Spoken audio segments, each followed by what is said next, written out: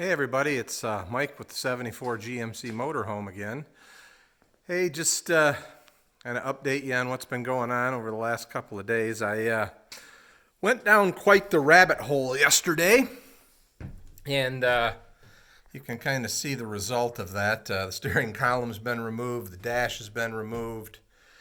I pulled out the load level controls have been pulled out. Kind of get back. You see down in there, see the wiper switch cable actuator there. There's the speedometer cable, and then just a mass of wires. And I guess the reason I ended up going down this rabbit hole was was kind of led by one of the questions on the site about this particular wire back here. So this is a red, 12-volt wire that comes out of the insulation. It was taped with white electrical tape when I got the coach. But there were numerous wires. There's been a lot of work done, electrical work done to this coach. And so I had a bunch of things I wanted to chase down, a bunch of wires that I didn't know where went. There was a cruise control unit that worked sporadically that I ran it down just to see if I could see anything that was wrong with the wiring on it, and there really wasn't. There was one loose wire, but it was just for lighting, so I don't think that's going to be the problem. But there's been a lot of things added to the coach and removed from the coach, and so I did track all those wires down. I've kind of been jacking, every once in a while I put another pump into that jack down there to try and level this out. And I did remove these rearward two body mounts. So basically the only thing holding the body to the frame right now are the two spots in the front and the two spots in the back.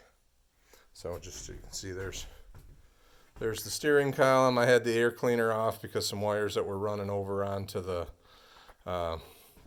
engine that I was kind of tracking down.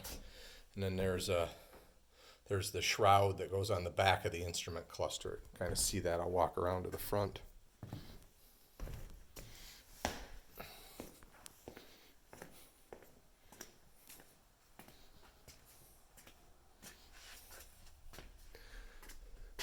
Put this hood down there so you can kind of see looking through the back of the instrument cluster there. There's a cover that goes on there, and that allows you to disconnect a bunch of stuff before pulling the dash out.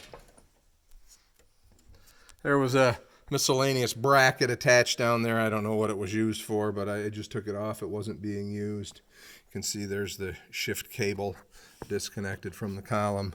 There's the parts that hold the column in, sitting in that basket down there.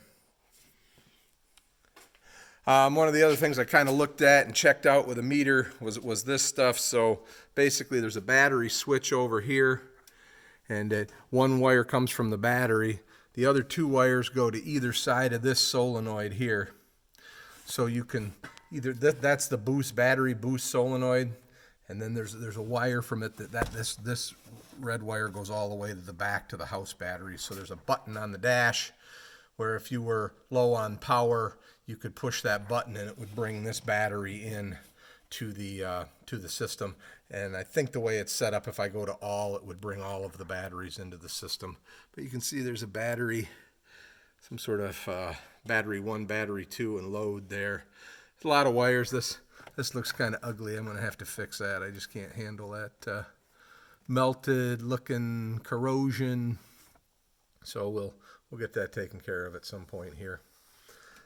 So there's kind of this box. This box has all the electrical stuff that I've removed. There's some lighting in there. There's the stereos in there because I bought a new. It's an AM/FM stereo. It's got Bluetooth capability, backup camera, and GPS, and it was relatively inexpensive. It's a China job. I'm going to put it in the coach here. We'll put it back together and we'll see how it works out.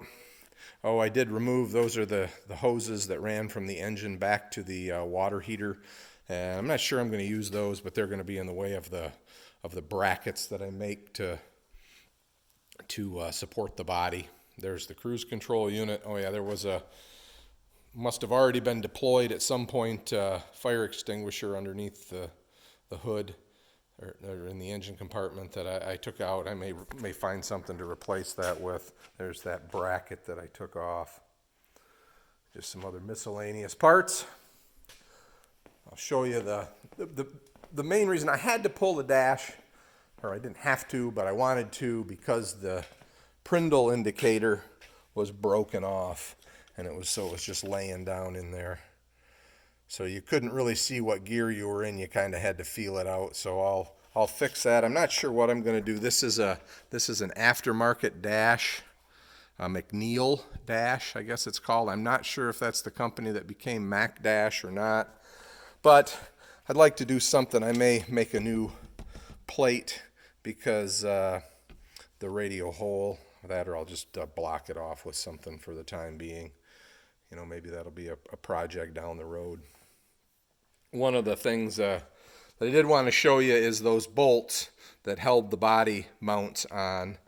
Here's one of them right here, and here's the nut. What I did is I'd kind of been spraying them for a few days, and I tried to, just get them to back out on their own. 2 of the 8 backed out on their own. The rest of them I did this to, and basically, if you look, let me see if I can get that in focus. You can see there's a little bit of a cut in the bolt. Oh, it's blurry. On both sides.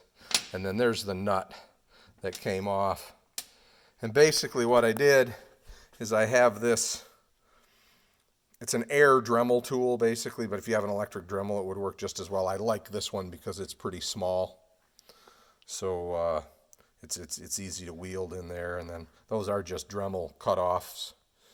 And I went through probably 3 of them getting all 8 of those out. But it works pretty well. Just kind of get up in there, cut through the nut into the bolt, and then take a cold chisel and split it open and knock it off, and away you go. So it's a technique I've used over the years. I'm sure lots of other people have, just highlighting it. I did have, you can see I had the schematics out. I was running down the dome light circuit was one of the things I was interested in. And what I found out is that the headlight switch will turn the dome lights on either side depending on the position of your switch, your light switch. But opening the door does not turn on the dome light. And I think I want to figure that out. I'd like to get it so that when you open the door, it turns the dome light on. But that's for another day's project. So that's kind of where we are. I don't know what I'm going to do next. If you've noticed, I kind of bounce around a lot. I see a shiny penny, and I kind of go after it and hunt it down. One thing I was going to show you is that original red wire that we talked about on the wall over there. I did track it down,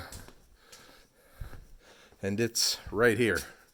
So it's not connected to anything, but probably will be in the future. So just was hanging there. And I eliminated, there was 3 or 4 wires that were hanging out here that weren't connected to anything that I took out. And so might have had to do with, there is a pair of like fog lamps down underneath there, but there's no wires going to them. So I don't know exactly, but all right. Well, thanks for watching. I know this wasn't all that exciting, but hopefully the next video will be a little bit more exciting.